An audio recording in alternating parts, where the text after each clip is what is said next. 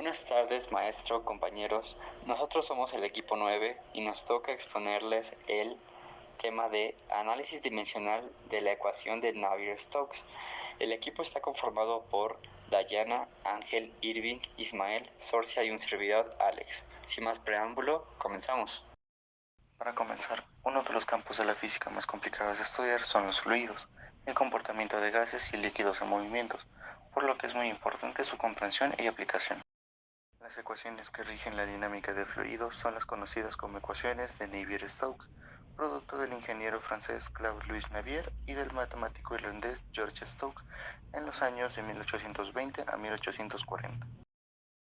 Ambos contribuyeron de manera independiente a la formulación de las ecuaciones que describen el comportamiento de los fluidos en movimiento.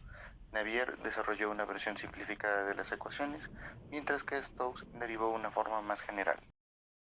Las ecuaciones de Navier-Stokes son un sistema de ecuaciones diferenciales parciales que describen cómo cambian en el tiempo las propiedades de un fluido, como la velocidad, la presión y la densidad, en función de las fuerzas que actúan sobre él. Los trabajos de Navier-Stokes fueron combinados y refinados por otros matemáticos como Lord Kelvin y James Clerk Maxwell en los años de 1840 a 1850. Esto dio lugar a lo que ahora conocemos como la ecuación de Navier-Stokes, que describe la conservación de la masa y el impulso en un fluido. Durante el siglo XIX, la mecánica de fluidos comenzó a tomar forma como una rama de la física y la ingeniería. Las ecuaciones de Navier-Stokes se convirtieron en una herramienta fundamental para estudiar y predecir el comportamiento de los fluidos en diversas aplicaciones. A lo largo del siglo XX se desarrollaron simplificaciones y soluciones analíticas para la ecuación de Navier-Stokes en casos específicos y condiciones límite. Esto permitió abordar problemas prácticos como el flujo en tuberías y alrededor de cuerpos sumergidos.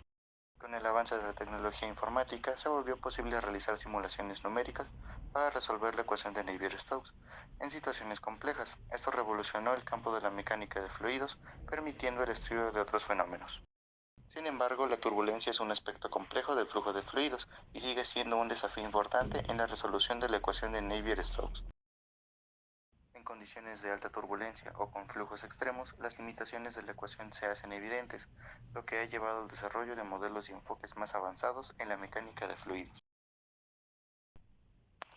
A pesar de que las ecuaciones de Navier-Stokes son solo una aproximación del comportamiento real de los fluidos, estas se utilizan para estudiar cualquier aspecto que tenga que ver con estos.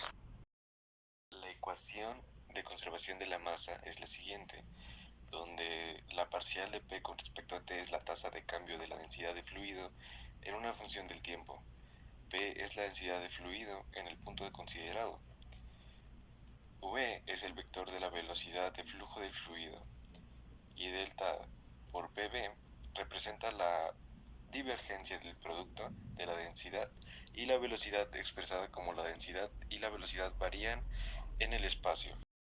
Otra ecuación que se ocupa es la ecuación de conservación de la cantidad de movimiento o momentum, donde P es la densidad del fluido, la parcial de V con respecto a T es la aceleración del flujo en función del tiempo, V es el vector de velocidad del flujo del fluido, delta es el operador Nabla, que representa el gradiente espacial, P es la presión en el punto considerado, y delta P es el gradiente de presión.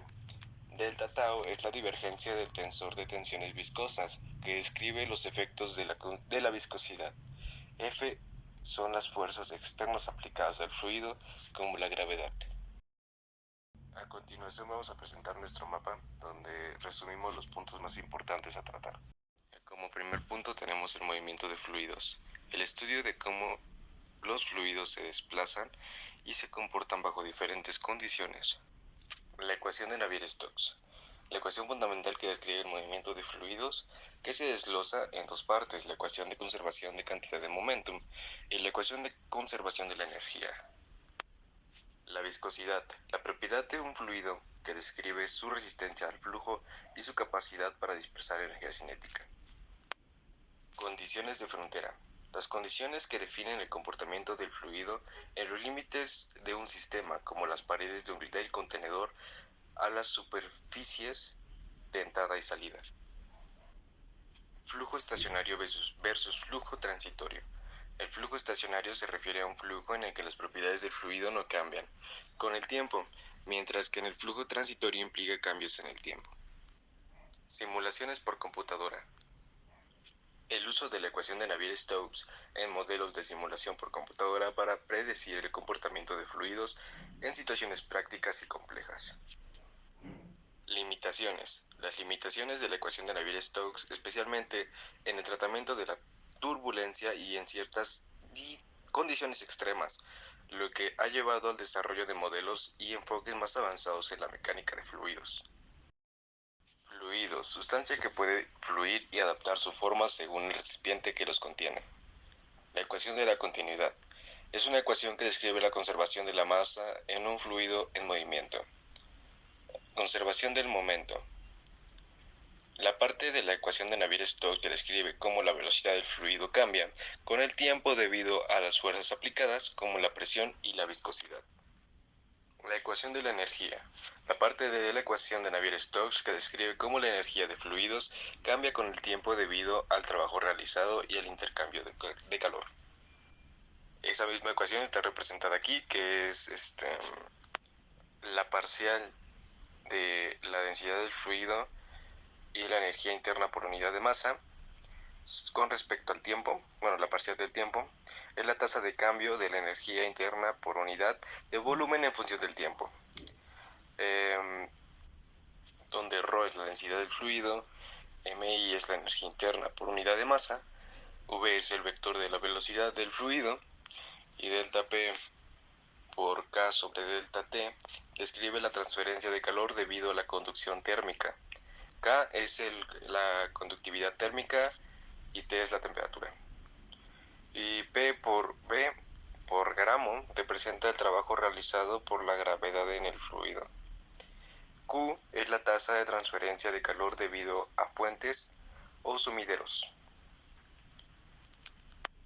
Esta ecuación es esencial para comprender cómo la energía de un fluido se distribuye y cambia en el tiempo, lo que es crucial en aplicaciones que involucran transferencia de calor y trabajo mecánico sobre el fluido. Modelos de turbulencia. Dado que la turbulencia es un aspecto complejo de fluidos, se utilizan modelos específicos para describirla dentro del marco de la ecuación de Navier-Stokes. Simplificaciones y soluciones analíticas. En muchos casos, la ecuación de Navier-Stokes se simplifica para sistemas específicos, lo que permite encontrar soluciones analíticas o numéricas. Y por último, sus aplicaciones. La ecuación de Navier-Stokes se aplica en una amplia variedad de campos como la aerodinámica, la hidrodinámica, la ingeniería química y la meteorología para comprender y predecir el flujo de fluidos en sistemas reales. Y esos serían los puntos más importantes que podemos resumir del mapa. Las ecuaciones de Navier-Stokes son ecuaciones diferenciales que describen matemáticamente el movimiento de un fluido newtoniano incomprensible. Veamos qué es un fluido newtoniano incomprensible. Primero, un fluido, en términos simples, es una sustancia líquida o gaseosa. Los ejemplos más comunes son el agua y el aire, pero también son la leche y la miel, entre otros. Decimos que es newtoniano si su viscosidad puede considerarse constante. La viscosidad es una propiedad que mide la resistencia de un fluido en movimiento. Por ejemplo, a temperatura ambiente, el agua tiene una viscosidad más baja que la miel. Finalmente, decimos que un fluido es newtoniano incomprensible si cumple lo anterior mencionado, y además su densidad no varía en el espacio ni el tiempo. Cuando estudiamos el movimiento de un solo objeto, digamos una pelota, podremos obtener una función b de t, que nos diga su velocidad para todo tiempo t. Pero con los fluidos no podemos hacer esto, ya que están conformados por demasiadas partículas, por lo que, en lugar de determinar la velocidad de una partícula en cada instante, nos concentraremos en determinar la velocidad de un volumen de fluido que pasa por un lugar en un determinado tiempo. Por consiguiente, explicaremos un ejercicio donde tendremos que sacar la velocidad y la presión. Bueno, el ejercicio nos dice que tenemos dos placas infinitas. Esta es la vista de perfil de acuerdo a la sección transversal, pero son infinitas a lo largo del eje Y. Y de acuerdo con esto, aquí también tenemos el sistema de coordenadas. Y nos dice que están separadas por una distancia h y que entre las dos circula un cierto fluido, ya sea newtoniano incomprensible o un fluido sólido, de densidad ρ, viscosidad μ, conductividad térmica K y calor específico C. También nos dice que la placa de arriba está a una temperatura TU y se mueve a una velocidad U, mientras que la de abajo permanece fija y está a una temperatura TL. Lo que pide el problema es calcular la velocidad y la presión. Bueno, para empezar, nosotros sabemos que como la velocidad del nu nos han dicho que es constante, podremos poner que cualquier derivada con respecto al tiempo me va a dar a cero. Y por ser infinitas a lo largo del eje Y, eso significa que la derivada con respecto a Y me va a dar a cero. Ahora, es muy importante recordar que en este tipo de ejercicios no solo nos enfoquemos en las matemáticas, sino que también hay que usar la intuición lógica. Esto nos ayudará a saber qué cosas vamos a tener que eliminar en las ecuaciones. Lo que nos referimos es a esto. Resulta que está diciendo que la placa de arriba se está moviendo a una velocidad u, y nosotros sabemos que por condición de adherencia, en este caso de fluidos sólidos, de acuerdo a la partícula que esté justo en el punto, va a tener la velocidad que se muestra en la placa de arriba, como dice el diagrama. Y la partícula que esté junto debajo, pero en contacto con la otra placa, como la otra placa no se mueve, en este caso vamos a tener una velocidad cero. Por lo tanto, podemos dibujar el gradiente de velocidades y así sacamos la velocidad de forma gráfica. Y este mismo triángulo lo vamos a tener justo en el lado siguiente, por lo que el movimiento de partículas se repite. ¿Esto qué quiere decir? Quiere decir que las velocidades son las mismas, constantes a lo largo del eje X. Ahora, nos piden calcular la velocidad, por lo tanto nos apoyaremos en la ecuación de continuidad para las coordenadas cartesianas x, y, z. Por lo tanto, tendremos que las derivadas parciales de b de x con respecto a x más la derivada parcial de b de y con respecto de y más la derivada parcial de b de z con respecto a z nos va a dar a cero. Ahora, veremos que lo que se elimina. Sabemos que por simetría la derivada parcial de b de y con respecto a y se va a quedar anulada y por consiguiente tenemos que prestar atención a la lógica en las propiedades, ya que la velocidad en la dirección x según el eje de coordenadas permanece constante. Sin embargo, la velocidad a medida que aumenta la distancia entre las placas, esta aumentará. Por lo tanto, el término de b de x con respecto a x quedará anulado porque la velocidad que va en dirección a x a lo largo de todo x permanecerá constante. Por lo tanto, pues no tendría sentido y por eso se elimina. Finalmente, nos quedaremos con la velocidad en z con respecto de z sería igual a 0. Esto significa que b de z dependiendo de z es igual a una constante. A esta la llamaremos C1. Bueno, para resolver esta constante necesitamos unas condiciones iniciales. Necesitamos un punto en el que se sepa la velocidad que tiene z. Y este punto ya lo tenemos, como vemos en la gráfica. Es la velocidad 0 que está en la placa de abajo, un punto que está en la placa de abajo. Eso significa que C1 igual a 0 y que por lo tanto la velocidad de z para cualquier z es igual a 0.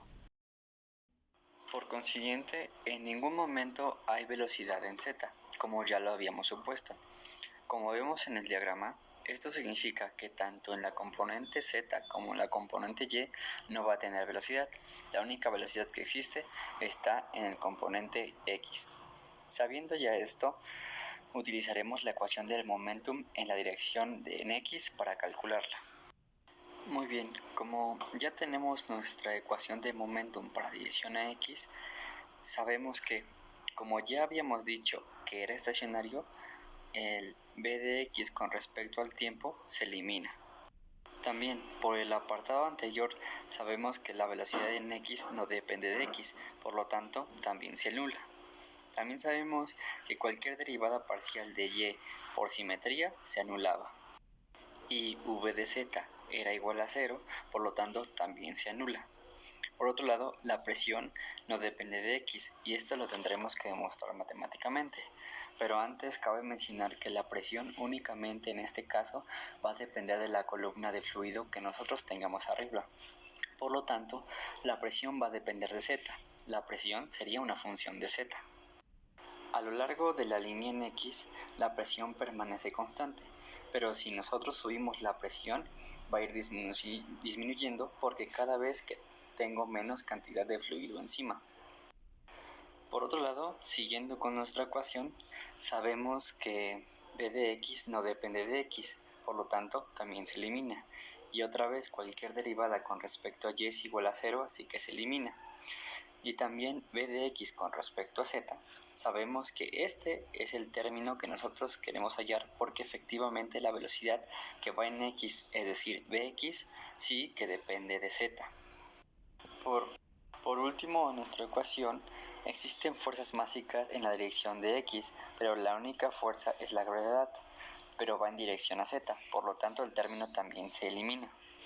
De esta forma nos queda que 0 es igual a menos el gradiente con el respecto a x más mu por la derivada al cuadrado de b de x con respecto de z al cuadrado.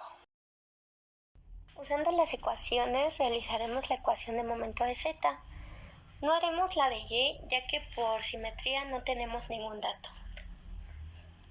Donde la derivada de ρ respecto con v de z con respecto a t, más v de x, v de z con respecto a z, más v de y, v de z con respecto a y, más v de z, v de z con respecto a z, esto va a ser a menos pz más mu. Y el cuadrado de v de z respecto a x al cuadrado, más el cuadrado de v de z respecto a y al cuadrado, más el cuadrado de v de z respecto a z al cuadrado, esto más ρ, fuerzas mágicas, que en este caso va a ser de z. Conociendo nuestros datos, vamos a cancelar las siguientes derivadas. La primera se cancelará por ser estacionaria y las demás porque no tenemos velocidad en z. Entonces ha quedado que 0 es igual a menos pz más ρ. En este caso la única fuerza que tenemos es la de la gravedad, que es g. Por lo tanto queda ρg y a partir de ahí integramos. Después nos quedaría ρg diferencial de z, que es igual a diferencial de la presión, y resolviendo esto nos quedaría que ρg z más una constante es igual a la presión. pz igual a h y esto es igual a pu, porque como sabemos aquí en la figura de donde nos muestra h va a ser igual a z y ambas tienen la misma presión pu. Ya como resultado tenemos que pz es una función de pu más ρ gh. Esta sería la ecuación que me describe cómo está cambiando la presión. Entonces, este es el resultado de la presión. Como ya sabemos que no depende de x, nos regresamos al resultado del momento de x y entonces se puede cancelar este término. Para finalmente obtener la velocidad, volviendo a la ecuación del momento en x, nos queda que 0 es igual a mu derivado al cuadrado v de x con respecto a z al cuadrado. Viendo este resultado, mu no puede ser 0, entonces por lógica nos queda que v en x es igual a c1 más c2 z. Después nos pasamos a sustituir para z, donde z es igual a 0. Sabemos que al tener v de x será igual a 0, ya que de acuerdo a la figura no tenemos velocidad y que z es igual a h y la velocidad de vx es igual a u. Ya nos queda como resultado que la velocidad a lo largo de x, que depende de z, no es más que u partido en h de z, y así finalmente hemos obtenido la velocidad. Conclusión. El estudio de los fluidos, que abarca tanto gases como líquidos en movimiento, constituye uno de los campos más complejos de la física. La comprensión y aplicación de las ecuaciones de Navier-Stokes son cruciales, ya que se convirtieron en los cimientos de la mecánica de fluidos, utilizadas para estudiar y predecir el comportamiento de los fluidos en diversas aplicaciones.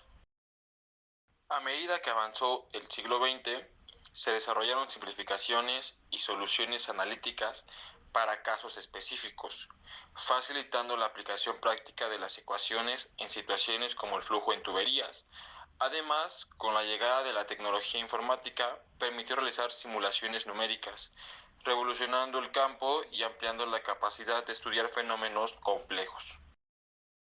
Sin embargo, persisten desafíos, especialmente en el manejo de la turbulencia en flujos extremos. A pesar de sus limitaciones en tales condiciones, las ecuaciones de Navier-Stokes siguen siendo una herramienta invaluable, siendo la base para estudiar cualquier aspecto relacionado con los fluidos. Su papel es esencial incluso en el reconocimiento de las limitaciones, lo que ha llevado al desarrollo de modelos y enfoques más avanzados en la mecánica de fluidos. En resumen, aunque las ecuaciones de Navier-Stokes son una aproximación, su utilidad y relevancia persisten en la exploración y comprensión de los complejos fenómenos asociados con los fluidos.